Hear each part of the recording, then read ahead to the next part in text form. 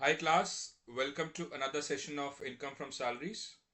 जैसा कि मैंने पहले क्लास में बोला था साहब, इस बार हम पढ़ेंगे जो रिलीफ है अंडर सेक्शन 89। रिलीफ क्या होता है बेसिकली, मैं आपको एक जिस्ट बता देता हूँ। रिलीफ अंडर सेक्शन 89 होता है आपको कोई एडवांस सैलरी मिली या आपको सैलरी इन अरियर्स मिली। आपको एडवांस सैलरी मिलती है। देखो साहब, लोन और एडवांस सैलरी अलग अलग होती है, ध्यान रखना। मैंने पहले भी बताया, एडवांस सैलरी मिली तो किसी नेक्स्ट ईयर के लिए मिलेगी। आपको अरियर्स मिले तो पिछले सालों के लिए मिले मिले होंगे। तो इन दोनों केसेस में आपका क्या होता है, करंट ईयर की जो इनकम होती है वो जाती है बढ़। ठीक है। उसका रिलीफ देने के लिए गवर्नमेंट ने ये सेक्शन निकाला है 89। आइए साहब समझते हैं सेक्शन 89। ये आपके सामने टेबल प्रस्तुत है। सो रिलीफ अंडर सेक्शन 89, अगर आपको सैलरी मिली है अरियर्स में, यानी कि पिछले सालों की सैलरी मिली है अरियर्स में, या आपको एडवांस मिला है, where an assessee receives salary in arrears or in advance or profit in lieu of salaries due to which amount received in the previous year is taxable at a high rate, यानी कि आपका ये जुड़ गया तो आपका जो tax लगेगा वो हाई रेट पे लगेगा। rebate is granted by upon the application by the assessee. Rebate is granted by the assessing officer. assessing officer कौन होता है साहब? assessing officer होता है हमारा जो हमारे असेसमेंट कर रहा होता है। ठीक है। तो असेसिंग ऑफिसर जो होता है वो हमारे को रिलीफ ग्रांट करता है। तो ये इसका जो प्रोसीजर है वो इनकम टैक्स रूल्स के तहत 21A के तहत हमारे को मिलता है। ठीक है। On account of family pension.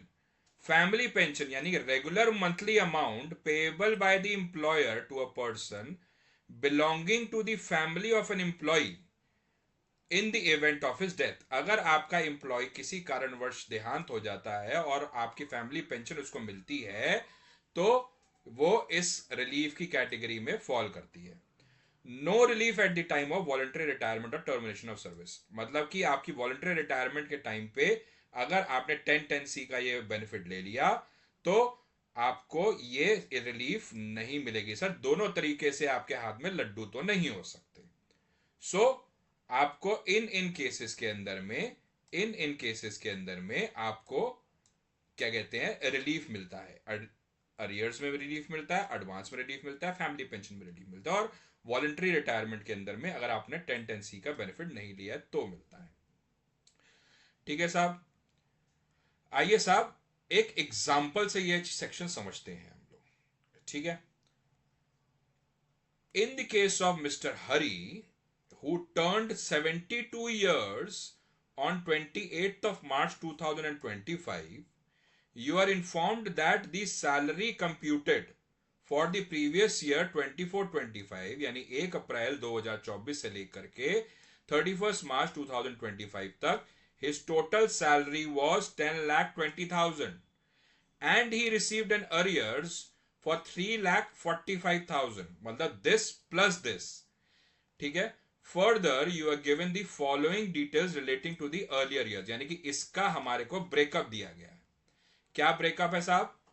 2010-11 से रिलेटेड उसकी जो टैक्सेबल सैलरी तब हुई थी 7,10,000, उसका जो अरियर्स मिला वो 1,03,000 हो गया। तो हो गया ये हमारा 8,13,000 रुपीज हमारी इस साल की अगर हमको मिलता तो ये हमारी टैक्सेबल सैलरी होती।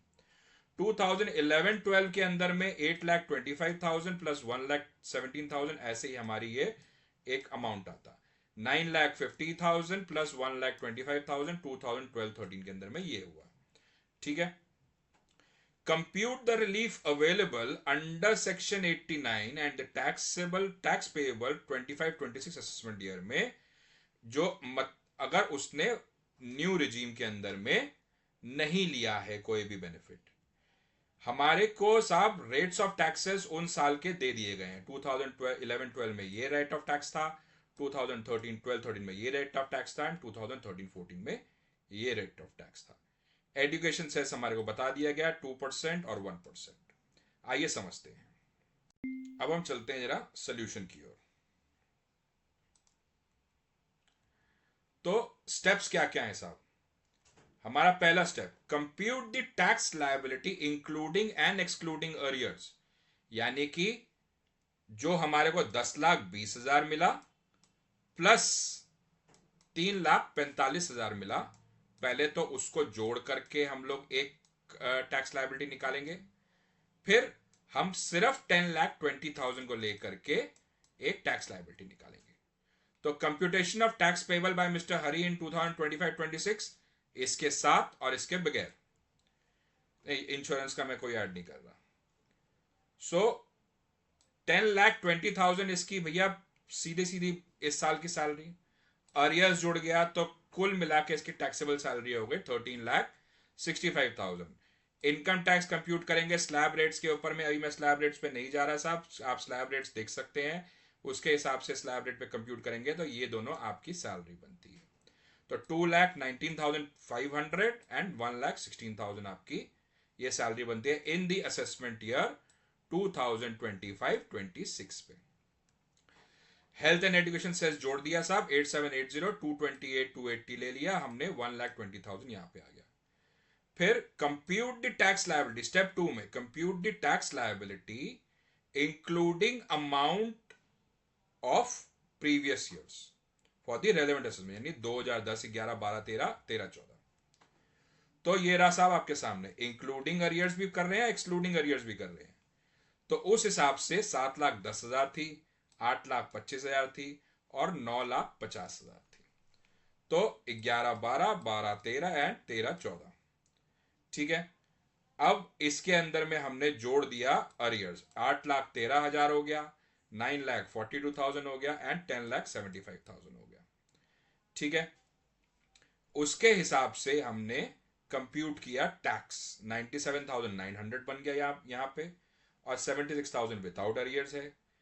ये रहा हमारा एजुकेशन सेस, तो हमारा टैक्स लायबिलिटी ये बन गई हमारी साहब। ठीक है, उसी तरीके से 12-13 और 13-14 किया, आप ये नोट कर सकते हैं।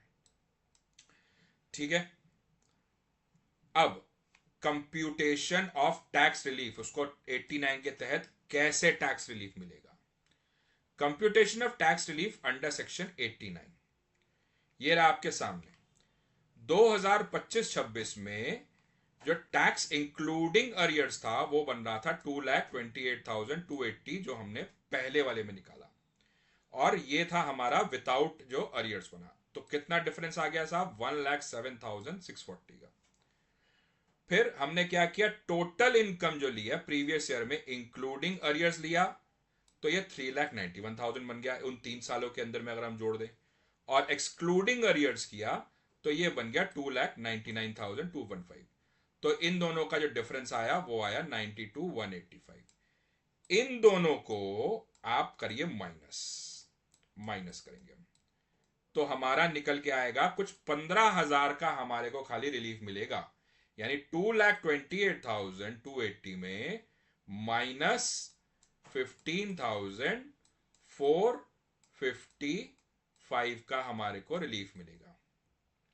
तो टैक्स पेबल कैसे बनेगा साहब, 2,28,280 माइनस 15,000 इज इक्वल टू 2,12,000। इसका क्या ऑब्जेक्टिव है, इसका ये ऑब्जेक्टिव है कि हमारे को इन सालों के अंदर में ज्यादा टैक्स देना पड़ता, और एक तरह से गवर्नमेंट बोलती है आपने तो टैक्स की चोरी कर ली। हम बोलते कहां करिए, हमको तो पैसा ही नहीं मिला था उस टाइम पे। तो गवर्नमेंट बोलती है ठीक है आप अभी पैसा दे दो, हम आपको इंटरेस्ट नहीं लगाते। तो आप क्या करते हैं, बोलते हैं आपने बोला ठीक है जी इस बार कमाई हुई है तो इस बार हम सरकार को टैक्स भी दे देते हैं हम। तो आप क्या करोगे, आप कंप्यूट करोगे कि मेरे पिछले सालों के अंदर में अगर मुझे मिला होता तो मेरी टैक्स लायबिलिटी ये होती, और अब मैंने जो टैक्स दे चुका हूं अभी तक वो इतना दे चुका हूं, तो मैंने कुछ 92,000 रुपीज मैंने को और देने हैं। अगर इस साल मैं आपको अगर सही तरीके से टैक्स देता तो मैं आपको कुछ 1,20,000 देता, अभी मुझे देने पड़ रहे 2,28,000।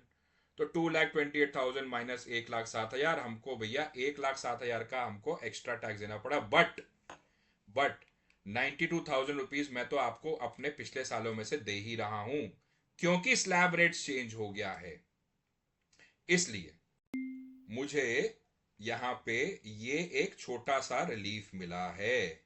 तो एक 15,000 की मुझे एक डिस्काउंट मिल गया, क्योंकि पिछले सालों में टैक्स की कैलकुलेशन ज़्यादा थी, इस बार कम है।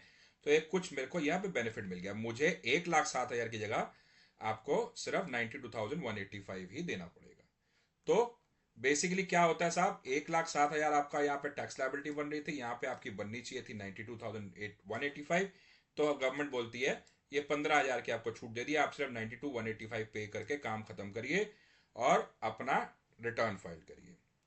तो इसलिए मेरे को ये छूट मिल गई 15,000 रुपए की। मैंने 2,12,825 पे कर दिया।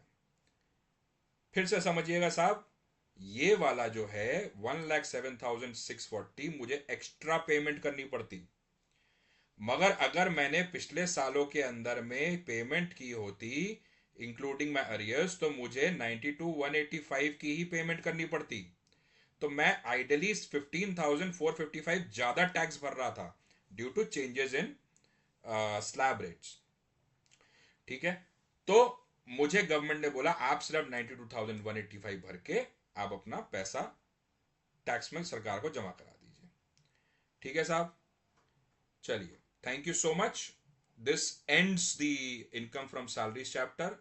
अगली क्लास में एक शॉर्ट क्रिस्प रिवीजन करेंगे हम, एक पूरे कंप्यूटेशन बना करके आपको दिखाऊंगा with all the segments that we have done. And for notes, for queries, please contact my phone number and my email address. Please do like and share and subscribe to my channel. This is Sushant Varmani. Thank you so much. Bye.